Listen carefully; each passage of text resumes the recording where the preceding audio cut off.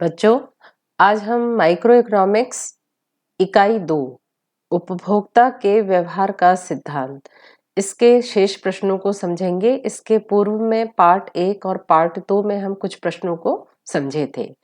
आज हम इस इकाई के जितने 2 अंक और 3 अंक के शेष प्रश्न हैं, आज उनको हम समझेंगे। उदासीनता वक्र क्या है? उदासीनता वक्र विश्लेषण की विचारधारा सबसे पहले हिग्स और एलन ने प्रस्तुत किया था। उदासीनता वक्र, तटस्थता वक्र, अनधिमान वक्र या इंग्लिश में इसे हम इंडिफरेंस कर्व कहते हैं।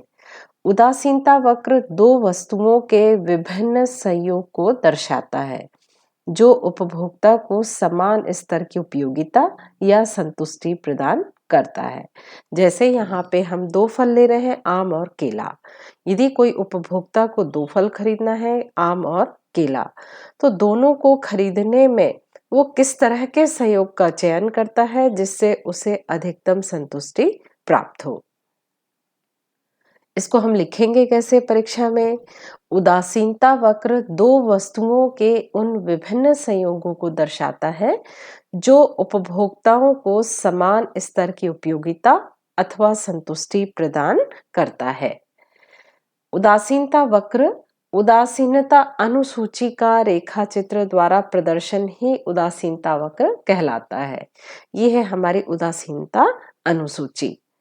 जब हमारे पास 2 फल हैं, आम है और केला है, मान लो हमारे पास आम और केला है, तो जो उपभोक्ता है वो संयोग ए का भी चयन कर सकता है। संयोग ए में वो क्या करेगा?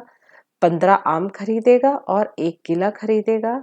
संयोग बी में वो 2 केला खरीद सकता है और 12 आम खरीद सकता है। या संयोग सी में वो 10 आम खरीद सकता है, 3 केला खरीद सकता है। या संयोग डी में वो 9 आम खरीद सकता है और 4 केला खरीद सकता है। और वो कुछ भी खरीदे, वो ए खरीदे या बी खरीदे या सी खरीदे या डी खरीदे, वो कुछ भी खरीदे, उसको संतुष्टि का जो स्तर होगा वो कैसा होगा? एक समान होगा। तो उदासीनता वक्र क्या है? उदासीनता अनुसूची को हम जब रेखा चित्र में प्रदर्शित करते हैं, वही उदासीनता वक्र कहलाता है। यहाँ हमको ए बी सी डी 4 बिंदु प्राप्त हुए, इनको हमने मिला दिया, तो ये जो हमको वक्र प्राप्त हुआ यही कहलाता है उदासीनता वक्र, इंडिफरेंस कर्व। इसे हम आईसी कर्व भी कहते हैं। ये 2 अंक का प्रश्न है, तो आप बहुत डिटेल में लिखने की जरूरत नहीं है। आप यहाँ वस्तु x1 लिख लीजिए, वस्तु x2 लिख लीजिए, या यहाँ आम लिख लीजिए, यहाँ पे केला लिख लीजिए, और आप केवल ये इस तरह का कर्व बना दीजिए। ये हो गया हमारा उदासीनता कर्व। यदि आप अर्थशास्त्र में चित्रों का उपयोग करते हैं तो आपको पूरे अंक प्राप्त होते हैं। अगला प्रश्न है, उदासीनता वक्र नकारात्मक ढाल क्यों बनाते हैं? अभी हमने समझा था उदासीनता वक्र दो वस्तुओं के संयोग को बताता है। यहाँ हमने क्या लिया था? आम और केला। आय निश्चित होने के कारण एक वस्तु, जैसे आप आम कम खरीदेंगे तो केला आप अधिक खरीदेंगे। इस प्रकार यदि हम एक वस्तु को कम करेंगे तो दूसरी वस्तु अधिक खरीदेंगे। दोनों वस्तुओं के बीच विपरीत संबंध होने के कारण उदासीनता वक्र ऋणात्मक होता है। देखिए आप, यदि हम केला कम खरीदते जा रहे हैं, पहले 15 खरीदा, अब कितना खरीदा हमने? 12। आम हमने कम किया तो यहाँ केला की मात्रा बढ़ गई। आम हमने और कम 10 कर दिया तो केला की मात्रा और बढ़ गई, 3 हो गई। आम हमने और कम 9 कर दिया तो केले की मात्रा और अधिक बढ़ गई, कितनी हो गई? 4 हो गई। तो हमने ये देखा कि एक वस्तु यदि हम कम कर रहे हैं तो दूसरी वस्तु की मात्रा हमारी बढ़ती जाएगी। इन दोनों वस्तुओं के बीच विपरीत संबंध होने के कारण उदासीनता वक्र हमेशा ऋणात्मक ढाल का होता है। उदासीनता वक्र बाएं से दाएं नीचे की ओर ढलवा होते हैं या ऋणात्मक ढाल के होते हैं, क्योंकि एक वस्तु का उपयोग बढ़ाने पर दूसरी वस्तु के उपयोग में कमी करनी पड़ती है ताकि संतुष्टि का स्तर एक समान हो। इसीलिए उदासीनता वक्र नकारात्मक ढाल के होते हैं। आम का प्रयोग हम बढ़ाएंगे तो केले का प्रयोग कम करना पड़ेगा। इसके विपरीत भी आम का प्रयोग हम कम करेंगे तो केले का प्रयोग बढ़ेगा। तो दो वस्तुओं के विपरीत संबंध के कारण उदासीनता वक्र हमेशा नकारात्मक ढाल का होता है। उदासीनता मानचित्र क्या है? संतुष्टि के विभिन्न स्तरों को प्रकट करने वाले उदासीनता वक्रों के समूह को उदासीनता मानचित्र कहते हैं। प्रत्येक उदासीनता वक्र अलग अलग संतुष्टि के स्तर को दर्शाता है। इस प्रकार उदासीनता वक्रों का एक ऐसा समूह है जो उपभोक्ता को दो वस्तुओं की संतुष्टि की पूर्ण तस्वीर प्रस्तुत करता है। चित्र में दो वस्तुओं के विभिन्न संयोजन की सहायता से यहाँ पे हम अलग अलग कर्व बनाए हैं। ये देखिए IC1, IC2, IC3 तीनों उदासीनता वक्र को संयुक्त रूप से एक साथ दर्शाने वाले चित्र को हम उदासीनता मानचित्र कहते हैं। जब हम बहुत सारे उदासीनता वक्र एक साथ, ये देखिए IC1, IC2 और IC3, जब हमें एक साथ संयुक्त रूप में हम दर्शाते हैं, इस चित्र को हम उदासीनता मानचित्र कहते हैं। उदासीनता वक्र क्षैतिज या लंबवत अक्ष को स्पर्श क्यों नहीं करते हैं, स्पष्ट कीजिए। अगला प्रश्न है कि उदासीनता वक्र क्षैतिज या लंबवत अक्ष को स्पर्श क्यों नहीं करते हैं। तो सबसे पहले तो हमें ये समझना पड़ेगा कि क्षैतिज और लंबवत क्या है। ये हमारा क्षैतिज अक्ष है, ये लंबवत अक्ष है और ये हमारा क्षैतिज अक्ष है। तो हमको क्या बताना है कि उदासीनता वक्र कभी भी एक्स अक्ष और वाई अक्ष को स्पर्श नहीं करता। उदासीनता वक्र की मान्यता है कि उपभोक्ता को दो वस्तुओं का उपभोग करना है। उदासीनता वक्र में हमने उदाहरण लिया था कि दो वस्तुएं हैं, हमारे पास आम है और केला है। यदि आईसी वक्र एक्स अक्ष को स्पर्श करेगा तब हम, यदि आईसी वक्र एक्स अक्ष पे स्पर्श करेगा, इसका क्या मतलब होगा कि हम आम नहीं खरीद रहे। यदि उदासीनता वक्र वाई अक्ष पे स्पर्श करेगा, इसका मतलब है कि हम केला नहीं खरीद रहे। इसको हम परीक्षा में कैसे लिखेंगे? उदासीनता वक्र की मान्यता है कि उपभोक्ता दो वस्तुओं के संयोग को क्रय करता है। अब हमें ये बताना है, यहाँ पे हम एक्स अक्ष ले लिए, ये वाई अक्ष हो गया हमारा। एक्स अक्ष में हमने ले लिया केला और वाई अक्ष में आम ले लिया। यदि उदासीनता वक्र वाई अक्ष को स्पर्श करता है, जैसे यहाँ पे वाई अक्ष पर स्पर्श करता है, इसका अर्थ है कि वह अपनी समस्त आय को आम पर व्यय कर रहा है। दूसरी वस्तु केला का उपभोग शून्य है। ऐसी कंडीशन में जब उदासीनता वक्र वाई अक्ष पे स्पर्श कर रहा है, यानी वो अपनी पूरी आय किस पे खर्च कर रहा है? आम पे। केला यहाँ पर वो नहीं खरीद रहा। जबकि उदासीनता वक्र की मान्यता क्या है कि दो वस्तुएं खरीदना आवश्यक है। तो ये मान्यता के कैसा हो गया? विपरीत हो गया। इसीलिए उदासीनता वक्र वाई अक्ष पर स्पर्श नहीं करेगा। दूसरी कंडीशन भी देख लेते हैं हम। यदि उदासीनता वक्र एक्स अक्ष को स्पर्श करता है, ये देखिए यहाँ पे एक्स अक्ष को स्पर्श करता है, इसका अर्थ है कि वह अपनी समस्त आय केला पर खर्च करेगा। वो आम जो दूसरी वस्तु है इसको नहीं खरीदेगा। आम यहाँ पे क्या हो जाएगा? शून्य हो जाएगा। यहाँ केवल किसको खरीद रहा है? वो केला को खरीद रहा है। जबकि हमने क्या कहा था कि हमने देखा था कि उदासीनता वक्र में दो वस्तुएं होना आवश्यक है।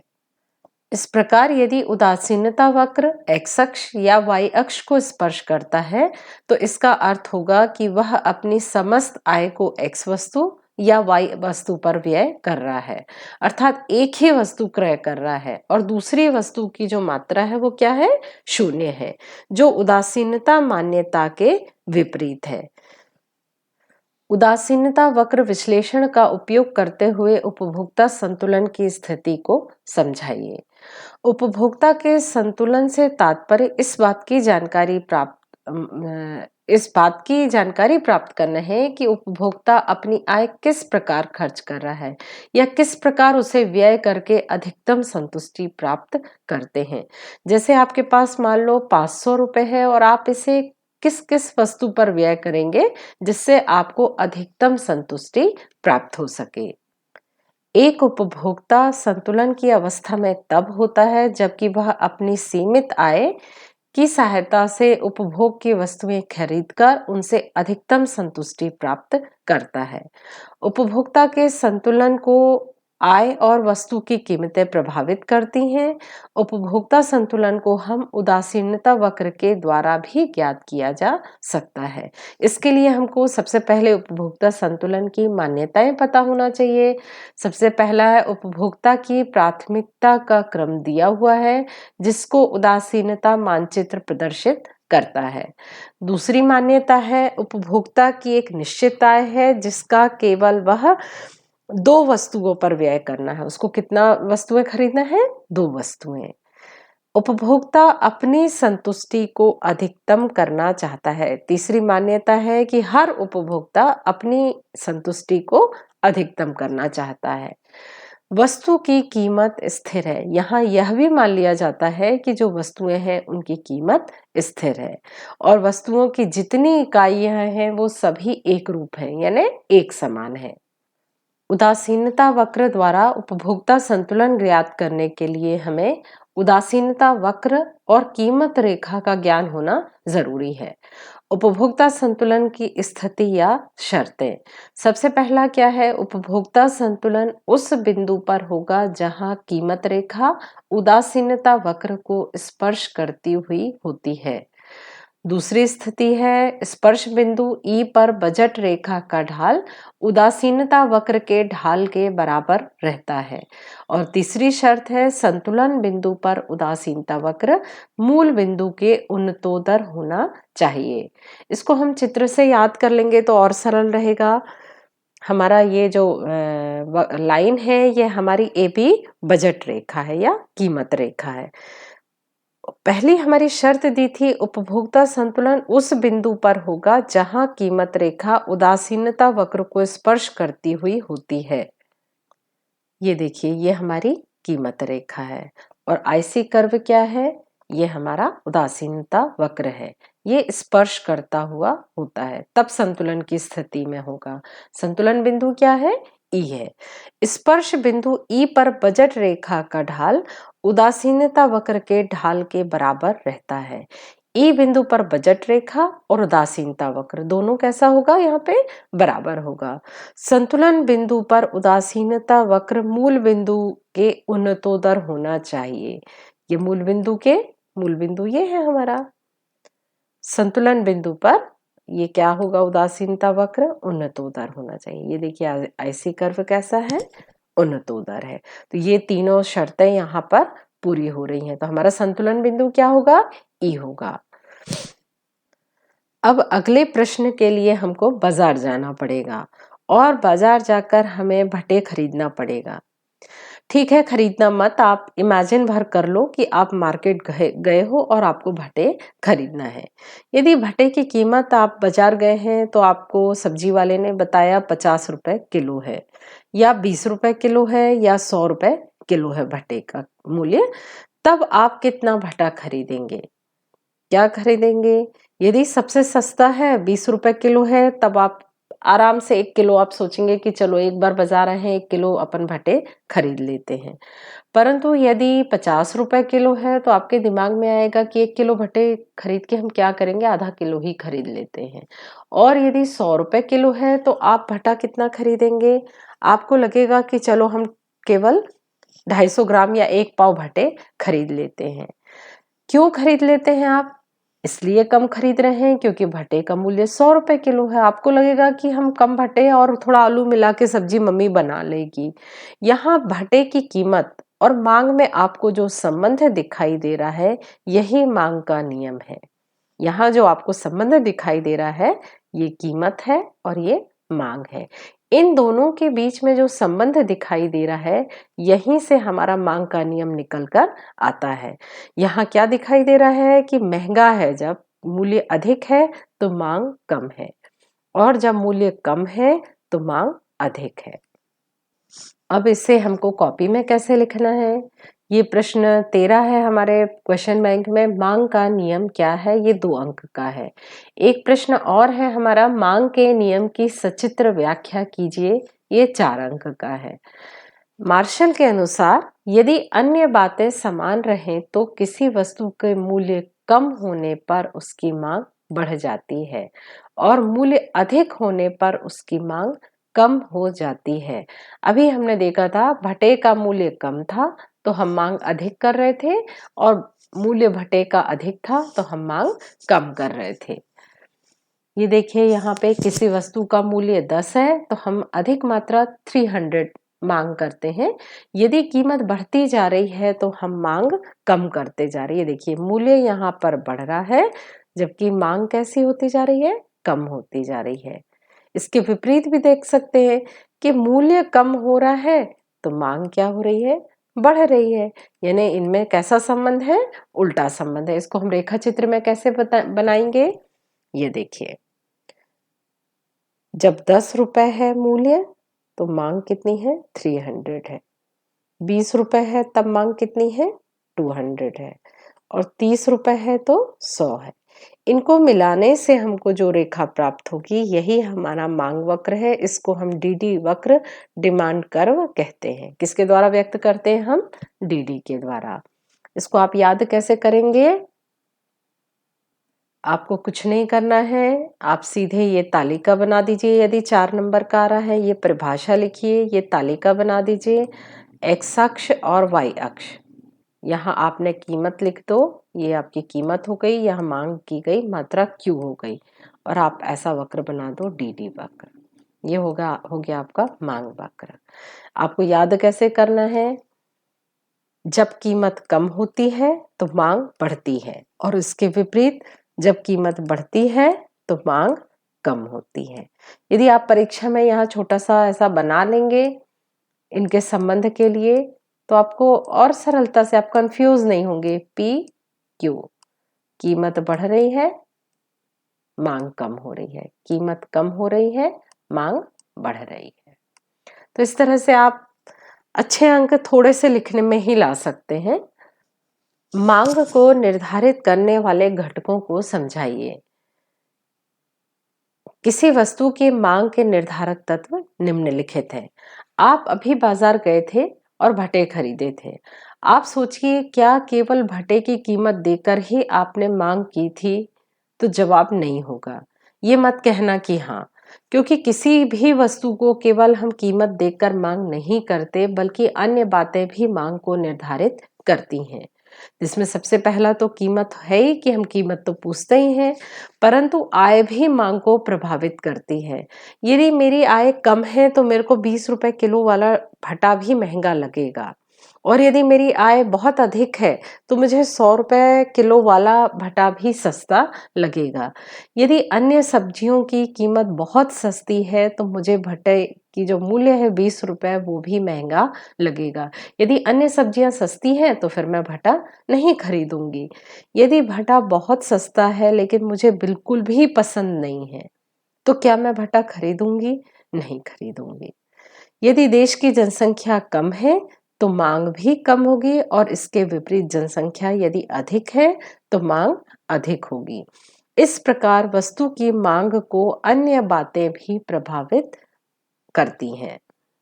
हम इसको परीक्षा में कैसे लिखेंगे? वस्तु की अपनी कीमत।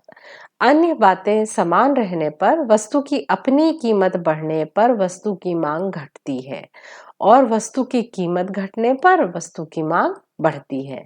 कीमत एवं मांग में विपरीत संबंध होता है, इसे मांग का नियम कहा जाता। अभी हमने देखा था कि किसी भी वस्तु की कीमत बढ़ रही है तो मांग कम हो रही है और कीमत कम हो रही है तो मांग बढ़ रही है। दूसरा पॉइंट है हमारा उपभोक्ता की आय।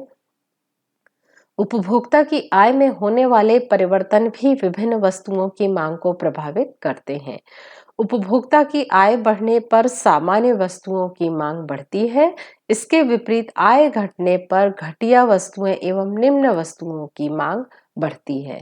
यदि किसी भी व्यक्ति की आय बढ़ती है तो आय बढ़ने पर मांग क्या करेंगे, वो बढ़ा देंगे। और यदि आय कम है तो हम क्या करते हैं, सस्ती चीजें खरीदने लगते हैं, घटिया वस्तुओं की मांग को बढ़ा देते हैं।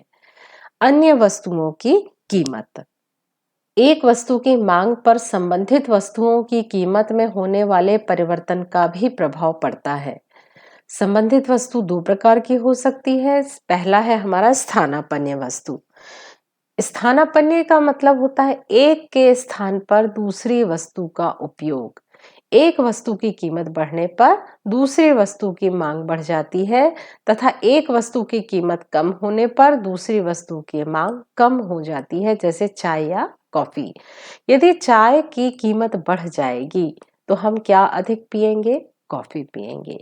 और चाय की कीमत कम हो गई तो हम कॉफी की डिमांड नहीं करेंगे बल्कि किसकी डिमांड बढ़ा देंगे, चाय की डिमांड। इसी प्रकार दूसरा है हमारा पूरक वस्तुएं। पूरक वस्तुएं जब दो वस्तुएं एक साथ उपयोग की जाती हैं उन्हें हम पूरक वस्तुएं कहते हैं। एक वस्तु की कीमत में कमी होने पर दूसरे की मांग बढ़ जाती है तथा एक वस्तु की कीमत में वृद्धि होने पर दूसरे की मांग कम हो जाती है, जैसे कार और पेट्रोल। ये बताइए, कार यदि आपके पास है और पेट्रोल नहीं है तो आप क्या कार चला सकते हैं, नहीं चला सकते। या पेट्रोल है और कार नहीं है तो आप पेट्रोल का क्या करेंगे। ये दोनों एक साथ उपयोग होती है, इसीलिए ये दोनों की कीमत भी एक दूसरे की मांग को प्रभावित करती है। रुचि तथा प्राथमिकता। जैसा अभी मैंने बताया था ना कि रुचि यदि हम मेरी भटे में नहीं है तो हम वो भटा खरीदना पसंद नहीं करेंगे। और पांचवा है हमारा जनसंख्या। जनसंख्या अधिक है तो मांग अधिक होगी। इस प्रकार से हमारे पास ये 3-4 पॉइंट हैं। आप कोई भी 3-4 पॉइंट अच्छे से तैयार परीक्षा के लिए कर सकते हैं। मांग के नियम को आपके अपवादों को समझाइए। कुछ दशाओं में मांग का नियम लागू नहीं होता, जिन्हें हम मांग के नियम के अपवाद भी कह सकते हैं। गिफिन वस्तुओं पर लागू नहीं होता। निम्न कोटि की वस्तुओं को ही गिफिन वस्तु भी कहते हैं। निम्न कोटि की वस्तु वह होती है जिस पर उपभोक्ता आय कम होने पर अधिक खर्च करता है एवं आय अधिक होने पर कम खर्च करता है। जैसे आपने देखा होगा अड़ोस पड़ोस में कुछ मजदूर लोग रहते हैं या जो गरीब लोग रहते हैं, वे सस्ती सब्जियां खरीदते हैं। क्यों खरीदते हैं वे सस्ती सब्जियां? इसीलिए खरीदते हैं क्योंकि उनके पास पैसे कम होते हैं, उनकी आय कम होती है और उनको सब्जी भी खाना होता है। ऐसी स्थिति में वो क्या करते हैं, थोड़े घटिया किस्म की जो सस्ती सब्जियां मिल जाती हैं, थोड़ी खराब रहती हैं, वो सब्जियों को वो खरीद लेते हैं। परंतु यदि आय अधिक है तो हम हमेशा फ्रेश और ताजी सब्जियां खरीदना ही पसंद करते हैं। प्रतिष्ठा सूचक वस्तुएं। प्रतिष्ठा सूचक वस्तुओं पर मांग का नियम लागू नहीं होता, क्योंकि इनका मूल्य कम होने पर इन वस्तुओं की मांग बढ़ने की बजाय कम होती है। मांग का नियम कहता है सस्ती वस्तु होगी मांग बढ़ जाएगी, परंतु ये नियम प्रतिष्ठा सूचक वस्तुओं पर लागू नहीं होता। जैसे एक सस्ती कार लेने के बजाय हर कोई महंगी कार खरीदना चाहता है। क्यों खरीदना चाहता है? जिससे सोसाइटी में लोग कहें कि अरे ये तो कितना अमीर व्यक्ति है। तो हर व्यक्ति को ये लगता है कि नहीं नहीं, मैं सस्ती कार नहीं खरीदूंगा बल्कि महंगी वाली अच्छी कंपनी की कार खरीदूंगा। तीसरा है अज्ञानता का कारण। अज्ञानता के कारण भी बहुत सी वस्तुओं की कीमत कम होने पर व्यक्ति उनको घटिया समझकर नहीं खरीदते, परंतु जैसे ही वस्तुओं की कीमत बढ़ जाती है उनकी मांग बढ़ने लगती है। आप बाजार जा रहे हैं कप खरीदने के लिए, कप खरीद रहे हैं, उसने बता दिया कि 50 रुपए दर्जन है कप, तो आप कहेंगे नहीं ये घटिया क्वालिटी का कप है। 1 साल के बाद इन्हीं कपों की कीमत 100 रुपए दर्जन हो गई है, तो आपको लगेगा नहीं नहीं ये क्वालिटी इनकी ठीक है, 100 रुपए वाले हैं ये कप। तो कई बार हम भी क्या करते हैं, जो चीजें सस्ती होती हैं उनको नहीं खरीदते, उनको ये मान लेते हैं कि ये वस्तुएं घटिया हैं, इनको हम नहीं खरीदेंगे। जब उनकी कीमत बढ़ जाती है तो हमें लगता है कि नहीं नहीं ये अच्छी कंपनी के हैं या अच्छे क्वालिटी के कप हैं, तो हम दाम देखकर महंगे होने के बाद भी हम वो कप खरीद लेते हैं। भविष्य में मूल्य वृद्धि की आशा। भविष्य में उपभोक्ता की वस्तुओं के मूल्य बढ़ने की आशंका होती है, तो वह बढ़ी हुई कीमतों पर भी वस्तु की अधिक मांग करने लगते हैं। जैसे सोना चांदी, अभी यदि पेपर में आ जाए या न्यूज में आने लगे कि सोने के दाम 1 लाख रुपए तोला होने वाले हैं, तो अभी भी यदि 50,000 रुपए या 60,000 रुपए तोला सोना है, इसके महंगा है सोना, इसके बाद भी हम सभी क्या चाहेंगे? सोना खरीदना, क्योंकि भविष्य में इस सोने की कीमत बहुत अधिक बढ़ने वाली है। या प्याज देख लो आप, यदि प्याज अभी 20 रुपए किलो है और आपको ये पता चल जाए कि इस बार प्याज का उत्पादन कम हुआ है, इस बार बाजार में जो प्याज है वो 200 रुपए किलो तक पहुंच जाएगी, तो आप क्या करेंगे? अधिक से अधिक प्याज खरीद कर स्टोर करने लगेंगे। तो कुछ चीजों पर मांग का नियम लागू नहीं होता, इन्हें हम मांग के नियम के अपवाद कहते हैं। मांग की लोच के प्रकारों का वर्णन कीजिए।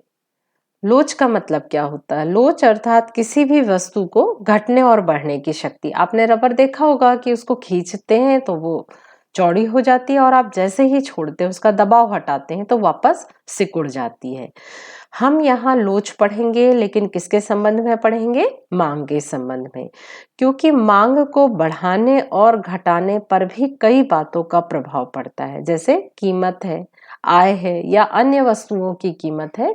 तो इस प्रकार से मांग भी लोचदार होती है, जिस पर कई बातों का प्रभाव पड़ता है। मांग की लोच वह दर है जो कीमत में परिवर्तन होने पर वस्तु की मांगी जाने वाली मात्रा में परिवर्तन को बताता है। हमने इसके पहले मांग का नियम देखा था, है ना? मांग का नियम कीमत और मांग के बीच विपरीत संबंध बताता था ना कि कीमत बढ़ गई, मांग कम हो गई। मांग के नियम में हमने देखा था कि कीमत और मांग के बीच विपरीत संबंध है। मांग का नियम केवल परिवर्तन की दिशा बताता था कि मांग बढ़ रही है कि कम हो रही है, किंतु मांग में कितना परिवर्तन हो रहा है यह नहीं बताता था। मांग में कितना परिवर्तन हुआ यह जानने के लिए ही हम मांग की लोच तकनीक का विचार आया और हम मांग की लोच पढ़ेंगे। मांग की लोच से हम ये पता कर सकते हैं कि कितनी कीमत में परिवर्तन से कितनी मात्रा में मांग में परिवर्तन हुआ। मांग की लोच यह बताती है कि मूल्य में परिवर्तन होने के कारण मांग में किस दर से परिवर्तन हुआ।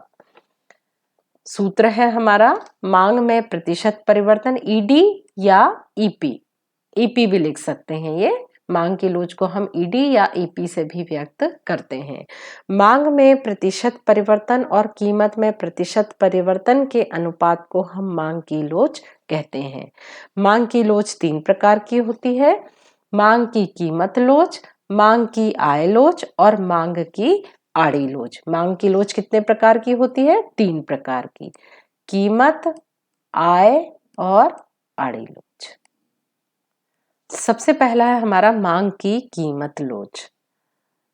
हम सूत्र से परिभाषा बना लेते हैं, इसीलिए आप यदि सूत्र याद कर लोगे तो परिभाषा सरल लगेगी आपको। ये बहुत सरल है, कठिन बिल्कुल नहीं है, बस आप ये सूत्र याद रख लीजिए। मांग में प्रतिशत परिवर्तन और कीमत में प्रतिशत परिवर्तन में अनुपात। हम लिखेंगे कैसे? किसी वस्तु की कीमत में परिवर्तन के कारण, किस में परिवर्तन के कारण? कीमत में परिवर्तन के कारण उसकी मांग में जो परिवर्तन होता है, इसकी दर को हम मांग की कीमत लोच कहते हैं। किसी वस्तु की कीमत में प्रतिशत परिवर्तन और मांग में प्रतिशत परिवर्तन की दर को हम मांग की कीमत लोच कहते हैं। दूसरा हमारा मांग की आय लोच। ये देखिए यहाँ क्या अंतर आ गया? ऊपर तो मांग में प्रतिशत परिवर्तन है, यहाँ पर भी ऊपर मांग में प्रतिशत परिवर्तन है, यहाँ भी मांग में प्रतिशत परिवर्तन है। यहाँ कीमत में की जगह हम क्या उपयोग करेंगे? आय। यहाँ हमको क्या देखना है? आय। अंतर आपको स्पष्ट दिख रहा होगा, ऊपर वाला सेम है, नीचे में अंतर क्या आ गया है? यहाँ कीमत में प्रतिशत परिवर्तन है, यहाँ आय में प्रतिशत परिवर्तन है। इसे कैसे लिखेंगे? उपभोक्ता की आय में परिवर्तन के फलस्वरूप उसकी मांगी गई मात्रा में परिवर्तन की दर बताती है मांग की आय लोच। दोनों देख लीजिए, ऊपर तो सेम है, नीचे पे अंतर है। ये कीमत लोच है तो नीचे यहाँ पे हम क्या लिखेंगे? कीमत। ये क्या है? हमारी आय लोच है, तो यहाँ पे हम आय में प्रतिशत परिवर्तन लिखेंगे। अब तीसरा है हमारा मांग की आड़ी लोच। मांग का संबंध कीमत और आय में परिवर्तन से होता है, ये आप भी जानते हैं। परंतु एक वस्तु की मांग में जो परिवर्तन है वो अन्य संबंधित वस्तुओं के मूल्य में होने वाले परिवर्तन का भी उस पर प्रभाव पड़ता है। जैसे चाय और कॉफी एक दूसरे से संबंधित वस्तुएं हैं। चाय की कीमत में परिवर्तन का कॉफी की मांग पर भी प्रभाव पड़ता है। एक वस्तु के मूल्य में परिवर्तन का दूसरी वस्तु की मांग पर पड़ने वाले प्रभाव को जानने के लिए ही मांग की आड़ी लोच का प्रयोग किया जाता है। ये देखिए, एक्स वस्तु की कीमत में परिवर्तन, एक्स वस्तु की कीमत में परिवर्तन होने से वाई वस्तु की मांग में क्या परिवर्तन हो रहा है, इसे हम मांग की आड़ी लोच कहते हैं। इसे लिखेंगे कैसे हम? एक वस्तु की मूल्य में परिवर्तन के परिणाम स्वरूप दूसरी वस्तु की मांग की गई मात्रा में परिवर्तन की दर बताती है। जैसे चाय, कॉफी, कार, पेट्रोल। ये हो गई हमारी स्थानापन्न वस्तुएं और ये हो गई हमारी पूरक वस्तुएं। पूरक वस्तुएं और स्थानापन्न वस्तुओं में भी एक वस्तु की कीमत में परिवर्तन होने से दूसरी वस्तु की मांग में परिवर्तन होता है। तो इसे हम कहाँ से ज्ञात करते हैं? मांग की आड़ी लोच से। मांग की लोच के प्रकार को यदि आप सूत्र याद कर लेंगे तो आपको और सरलता से परिभाषा लिख पाएंगे। ये देखिए, मांग की आय लोच, मांग की कीमत लोच और मांग की आड़ी लोच। आप केवल ये स्लाइड याद कर लीजिए तो आप इसी का डिटेल लिख सकते हैं। कैसे लिखेंगे? किसी व्यक्ति की आय में प्रतिशत परिवर्तन और मांग में प्रतिशत परिवर्तन के अनुपात को हम मांग की आय लोच कहते हैं। किसी व्यक्ति की वस्तु की कीमत में प्रतिशत परिवर्तन और वस्तु की मांग में प्रतिशत परिवर्तन के अनुपात को हम कीमत लोच कहते हैं। और आड़ी लोच एक्स वस्तु की कीमत में परिवर्तन और वाई वस्तु की मांग में परिवर्तन के अनुपात को हम आड़ी लोच कहते हैं। तो आप ये सूत्र तीनों को याद कर लीजिए, जिससे आप आसानी से इसका डिटेल भी लिख सकते हैं। कीमत मांग लोच के निर्धारक तत्व को समझाइए। बहुत सारी चीजें लोच को प्रभावित करती हैं। वस्तु की प्रकृति, स्थानापन्न वस्तु की उपलब्धता, वस्तु का प्रयोग, उपभोक्ता की आदत, क्रेताओं का आय का स्तर, समय अवधि। तो आप कोई भी, मैं आगे डिटेल बता दे रही हूँ, इसमें से कोई भी आप 4 पॉइंट जो आपको सरल लगे आप उनकी तैयारी कर लीजिए। पहला है वस्तु की प्रकृति। साधारणतः अनिवार्य वस्तुएं जैसे नमक, मिट्टी का तेल, माचिस, पुस्तकें आदि की मांग बेलोचदार होती है। विलासिता की वस्तुएं जैसे टीवी, सोने की मांग लोचदार होती है। वस्तु का वस्तु के स्वभाव का प्रभाव मांग की लोच पर भी पड़ता है। विलासिता संबंधी वस्तु की मांग अधिक लोचदार होती है क्योंकि इन वस्तुओं के मूल्य में परिवर्तन होने से मांग पर बहुत अधिक प्रभाव पड़ता है। दूसरा हमारा स्थानापन्न वस्तुओं की उपलब्धता। किसी वस्तु के बदले में दूसरी वस्तु के प्रयोग को हम स्थानापन्न वस्तु कहते हैं और इसकी मांग बहुत अधिक लोचदार होती है। ऐसी वस्तुओं की मांग अपने निकट स्थानापन्न जैसे चाय तथा कॉफी होते हैं, उनकी मांग अधिक लोचदार होती है। जिन वस्तुओं के निकट स्थानापन्न जैसे सिगरेट उपलब्ध नहीं है, उनकी मांग अपेक्षाकृत कम लोचदार होती है। जैसे गैस सिलेंडर है ना, गैस सिलेंडर का स्थानापन्न वस्तु नहीं है तो इसकी मांग कैसी होगी? बेलोचदार होगी। तीसरा है वस्तु का प्रयोग। जिन वस्तुओं का प्रयोग अनेक कार्यों में किया जा सकता है, उनकी मांग की लोच अधिक लोचदार होती है। जैसे बिजली, कोयला बिजली की दरों में कमी आने पर इसका प्रयोग रोशनी, खाना बनाने, कमरे को गर्म करने, टीवी चलाने, मशीन चलाने आदि में किया जाता है। उपभोक्ता की आदत। उपभोक्ता की जिन वस्तुओं की आदत पड़ जाती है उनकी मांग भी लोचदार होती है। जैसे सिगरेट तथा तंबाकू। कर का भार अधिक होने पर भी, यानी अधिक टैक्स लगने पर भी सिगरेट और तंबाकू की मांग कम नहीं होती क्योंकि उपभोक्ता को उसकी आदत लग जाती है। क्रेताओं का आय का स्तर। एक वस्तु की मांग की लोच इसके क्रेताओं के आय के स्तर पर भी निर्भर करता है। यदि किसी वस्तु के उपभोक्ता अधिक आय वाले हैं तो वे कीमत बढ़ने पर भी मांगी गई मात्रा में कमी नहीं करेंगे। यदि हमारी इनकम ज्यादा है तो वस्तुएं महंगी हो जाएंगी, इसके बाद भी हम उसकी मांग कम नहीं करेंगे। अरबपतियों द्वारा विलासितापूर्ण कारों की मांग, यानी कोई रईस व्यक्ति है और कारों के दाम बढ़ जा रहे हैं तो ऐसा नहीं है कि वो कार नहीं खरीदेंगे, कार कितनी भी महंगी हो जाए वो तो कार की मांग करेंगे ही।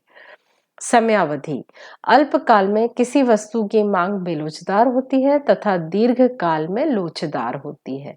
इसका कारण है कि दीर्घकाल एक पर्याप्त अवधि होती है जिसमें एक उपभोक्ता अपनी उपभोग आदतों में सहज रूप में परिवर्तन कर सकता है। यानी कहने का मतलब है अल्पकाल यानी कम समय में मांग बेलोचदार होगी, क्योंकि जो वस्तुएं चाहिए है। यदि दीर्घ काल में है तो हम कुछ आदतों को अपने बदल के उसकी मांग में परिवर्तन कर सकते हैं।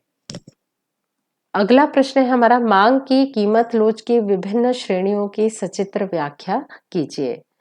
मांग की कीमत लोच किसी वस्तु की कीमत में परिवर्तन के कारण उसकी मांगी गई मात्रा में परिवर्तन की दर बताती है। पिछले प्रश्न में हमने देखा था ना, कीमत में परिवर्तन और मांग में परिवर्तन की दर बताती है।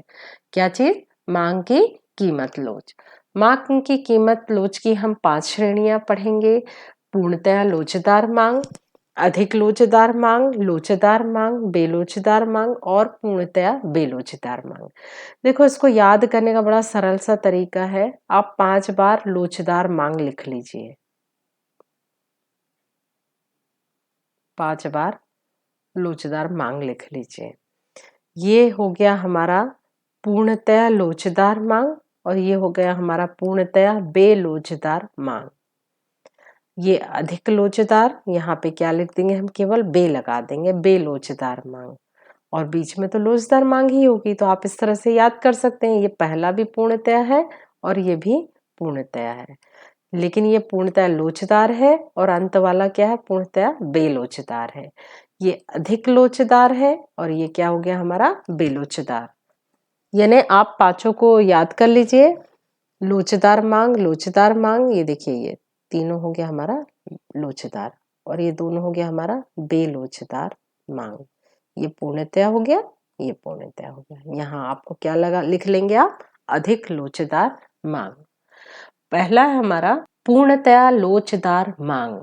नाम से स्पष्ट है, ऐसी मांग जो पूरी तरह से लोचदार हो। किसी वस्तु के मूल्य में कोई परिवर्तन ना होने पर भी वस्तु की मांग में परिवर्तन हो जाए, ऐसी वस्तु की मांग को पूर्णतया लोचदार मांग कहेंगे। ये एक काल्पनिक स्थिति है। ऐसा कभी नहीं होता कि कीमत में कितना भी परिवर्तन हो जाए, मूल्य में कोई परिवर्तन ना हो, इसके बाद भी मांग में परिवर्तन हो जाए। जैसे कीमत यहाँ पे क्या है, स्थिर है, कीमत स्थिर है, इसके बाद भी मांग कम भी हो रही है और मांग बढ़ भी रही है। ये होगा हमारा पूर्णतया लोचदार मांग। इसको आप चित्र में कैसे बनाएंगे, कीमत हमारी स्थिर है, मांग बढ़ भी सकती है, मांग कम भी हो सकती है। ये हो गई हमारी कीमत और ये हो गई हमारी मांग। तो परीक्षा में आप पूर्णतः लोचदार मांग का चित्र कैसे बना लेंगे, सिंपल, ये हो गई हमारी पूर्णतः लोचदार, ये हो गई हमारी कीमत, ये हो गई हमारी क्यू। पूर्णतया बेलोचदार मांग, यानी ऐसी मांग जो बिल्कुल कैसी हो, बेलोचदार हो। जब किसी वस्तु के मूल्य में बहुत अधिक परिवर्तन होने पर भी वस्तु की मांग में कोई परिवर्तन नहीं होता, तब ऐसी वस्तु की मांग को पूर्णतः बेलोचदार मांग कहते हैं। जब किसी वस्तु के मूल्य में बहुत अधिक परिवर्तन हो रहा है परंतु स्थिर क्या है, यहाँ पे मांग, मांग में कोई परिवर्तन नहीं होता, यह स्थिति भी एक पूरी तरह से काल्पनिक है। ये देखिए, कीमत में वृद्धि हो रही है या कीमत में कमी, लेकिन मांग कैसी है, स्थिर है। ये देखिए, मांग कैसी है, स्थिर है। कीमत बढ़े या कीमत कम हो, परंतु इसकी मांग में कोई परिवर्तन नहीं होता। इसे परीक्षा में कैसे बनाएंगे, ये देखिए, ये हो गई हमारी कीमत P, P बढ़ गई, ये हो गई हमारी P1, कीमत हमारी कम हो गई P2 और ये मांग कितनी है, स्थिर है, Q। यानी कीमत बढ़ने या घटने का मांग पर कोई प्रभाव नहीं पड़ता, उसे हम पूर्णतः बेलोचदार मांग कहते हैं। तीसरा है लोचदार मांग। जब किसी वस्तु की मांग में परिवर्तन का अनुपात और कीमत में परिवर्तन का अनुपात बराबर होता है, ऐसी वस्तु की मांग लोचदार मांग कहलाती है। इसकी वैल्यू किसके बराबर होती है? 1 के बराबर। ये देखिए, P और Q, कीमत में परिवर्तन और मांग में परिवर्तन दोनों एक समान हो, जितना परिवर्तन कीमत में हो रहा है उतना ही मांग में हो रहा है, तब हमें जो मांग वक्र प्राप्त होगा ये होगा हमारा लोचदार मांग। ये कौन सी मांग होगी? लोचदार। यहाँ P में जितना परिवर्तन उतना ही परिवर्तन मांग में भी। इसको आप सीधे सिंपल P बना लीजिए, यहाँ Q बना लीजिए और सीधा आप डिमांड वक्र बना लीजिए। ये हो गई आपकी लोचदार मांग। अगला है अधिक लोचदार मांग। अधिक लोचदार मांग, जब किसी वस्तु की मांगी गई मात्रा में परिवर्तन उसके मूल्य में परिवर्तन की तुलना में अधिक अनुपात में होता है, तब वस्तुओं की मांग अधिक लोचदार होगी। देखिए, यहां पर कीमत में कम परिवर्तन हो रहा है, केवल कितना परसेंट हो रहा है? मान लो 10%, परंतु मांग में कितना परिवर्तन हो गया? 20%। इसीलिए इसे हम अधिक लोचदार मांग कहेंगे।